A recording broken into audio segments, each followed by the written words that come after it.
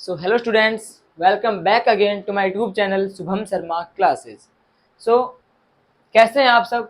I hope that सभी ठीक होंगे और अपनी पढ़ाई भी सही तरीके से कर रहे होंगे।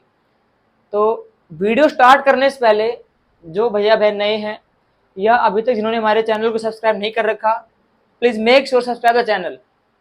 जो आपको नीचे रेड कलर का जो सब्सक्राइब बटन दिख रहा है उसको आप ग्रे कर सकते हैं। इसमें आपके ना तो पैसे खर्च होंगे ना आपका टाइम वेस्ट होगा, ठीक है। तो हम बात कर रहे थे 9th क्लास का 4th चैप्टर, ठीक है, स्ट्रक्चर ऑफ एटम आज हम पढ़ेंगे, ठीक है। इसका ये शायद इंट्रोडक्शन में कर लिया था, उसका वीडियो मैं लिंक में डाल दूंगा डिस्क्रिप्शन बॉक्स में, ठीक है, वहां पे आप उसको चेकआउट कर लीजिएगा। चैप्टर का नेम है स्ट्रक्चर ऑफ एटम, तो इसी के ऊपर डिस्कस करेंगे हम, ठीक है। आपको ये समझ में तभी आएगा तब आप इसका जो शुरू का इंट्रोडक्शन है उसको आप समझ लोगे।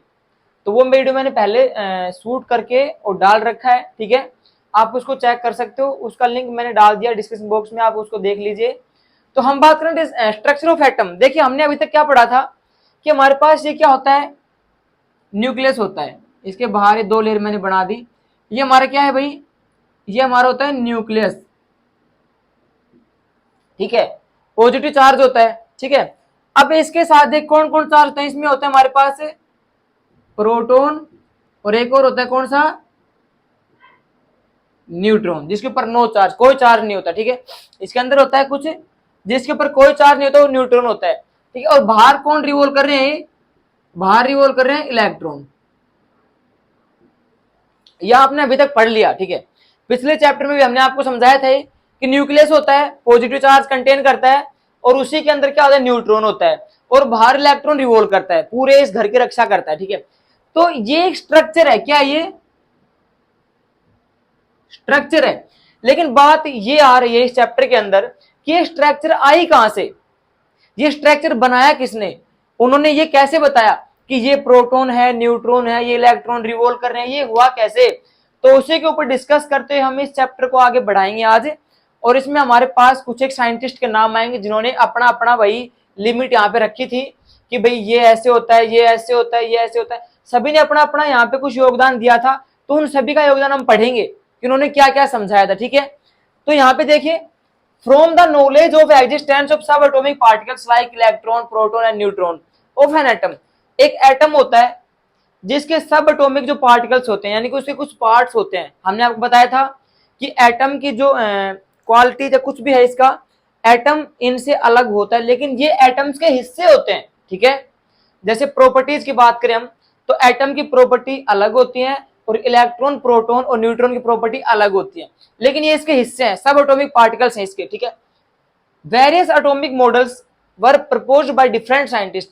अब इसके जो है वेरियस एटॉमिक मॉडल्स, इसके एटम्स के जो मॉडल हैं, ठीक है, जैसे गाड़ियों के मॉडल होते हैं, फोन वगैरह के मॉडल होते हैं, उसी प्रकार एटम के जो मॉडल थे बहुत से साइंटिस्ट लेकर आए। अब उन साइंटिस्ट के ऊपर नजर डालेंगे हम।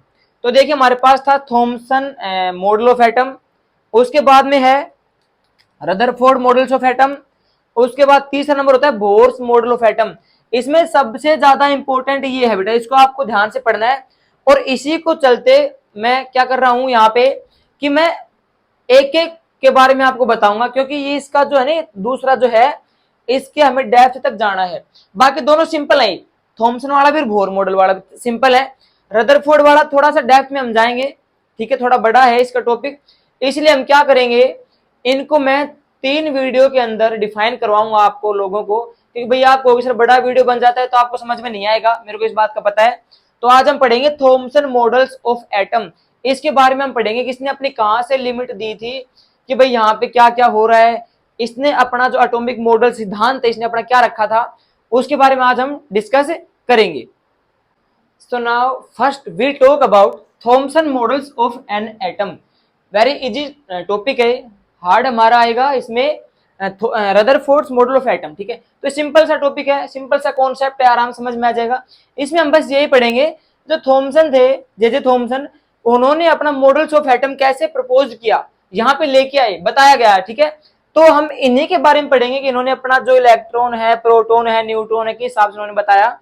तो जैसे हमारे पास ये होता है, हमारे पास क्या, ये हमारे पास एटम है, तो इन्होंने कहा था कि अकॉर्डिंग टू जे थॉमसन, इनके अनुसार the structure of an atom can be compared to watermelon where electrons are present inside a positive sphere.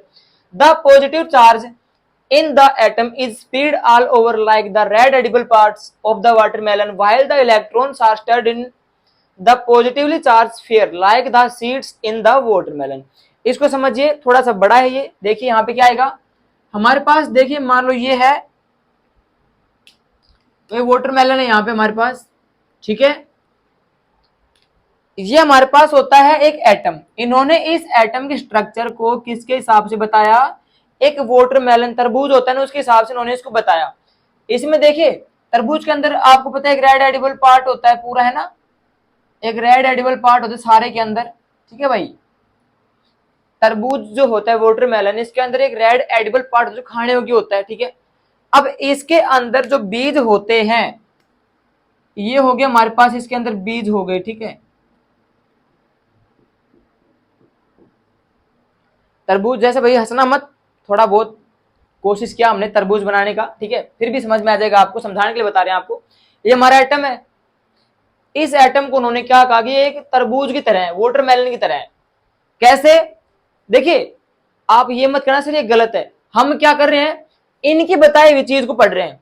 इसके बाद हम पढ़ेंगे रदरफोर्ड की बताई हुई चीज, फिर हम पढ़ेंगे बोर्स मॉडल ऑफ एटम, उन्होंने क्या बताया, ठीक है। तो हम इन्हीं के ऊपर डिस्कस कर रहे हैं, इनकी लिमिट कहां तक लग गई थी, इनकी कौन सी बात गलत थी। देखिए हम यही पढ़ रहे हैं कि साइंटिस्ट आते रहे, अब कौन साइंटिस्ट की बात सही निकली कौन से गलत निकली वो हम पढ़ रहे हैं, ठीक है। तो उन्होंने क्या कहा था कि एक एटम जो है वो वाटरमेलन की तरह होता है, जिसके अंदर जो रेड पार्ट होता है, एडिबल पार्ट जो होता है, वो होता है पॉजिटिव चार्ज यानी कि प्रोटॉन। जैसे हमारे पास जो पार्ट है कौन सा, जो रेड पार्ट है ये क्या है, प्रोटॉन, या भाई जो न्यूट्रॉन होता है, ठीक है, जिसके पास नो चार्ज है। अब न्यूट्रॉन तो है ना, इन्होंने नहीं बताया, फिर भी आपको मैं बता रहा हूं कि न्यूट्रॉन आप सभी को पता है कि उसके ऊपर कोई चार्ज नहीं होता। इन्होंने स्पेशली क्या कहा था कि जो रेड पार्ट है ना, खाने योग्य जो पार्ट होता है बीज को हटाकर, वो हमारा पॉजिटिव है। क्या है वो, पॉजिटिव चार्ज है। और जो हमारे यहाँ पे बीज बच गई, कौन से भाई, जो यहाँ पे इसके अंदर जो बीज आते हैं ये वाटरमेलन के अंदर, इन्होंने इनको बताया इलेक्ट्रॉन,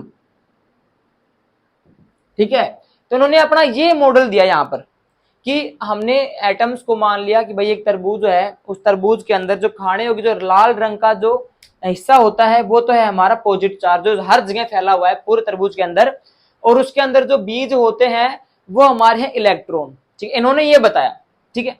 अब आप लोगों को तो पता है क्योंकि हम आगे पढ़ेंगे इनकी बात सही थी गलत। तो अब इस चीज को बताने के लिए, जैसे आप सीरीज में बहुत सारे साइंटिस्ट आ रहे हैं, तो बेटा वो साइंटिस्ट क्यों आ रहे हैं, उन्होंने इसको देखा, उन्होंने बताया कि भाई गलत है या सही है, और वो अपनी अपनी राय देने आए थे। अब इसमें ये होगा कि किसकी बात सही है किसकी बात गलत है। तो जे थॉमसन ने तो अपना मॉडल ये दिया था, अब ये गलत है सही है इसको हम आगे देखेंगे सेकंड टॉपिक के अंदर। अभी तो आज आप यही कर लो कि थॉमसन मॉडल ऑफ एटम, इसको उतार लीजिए पूरे को, और इसको आई होप दैट सभी को क्लियर हो गया होगा। इसके बाद हम कल बात करेंगे यानी कि नेक्स्ट वीडियो के अंदर रदरफोर्ड्स मॉडल ऑफ एटम, उन्होंने इसके बारे में क्या बताया कि गलत है या सही है। तो हम मिलते हैं इसके नेक्स्ट टॉपिक के अंदर, तो तब तक के लिए जय हिंद।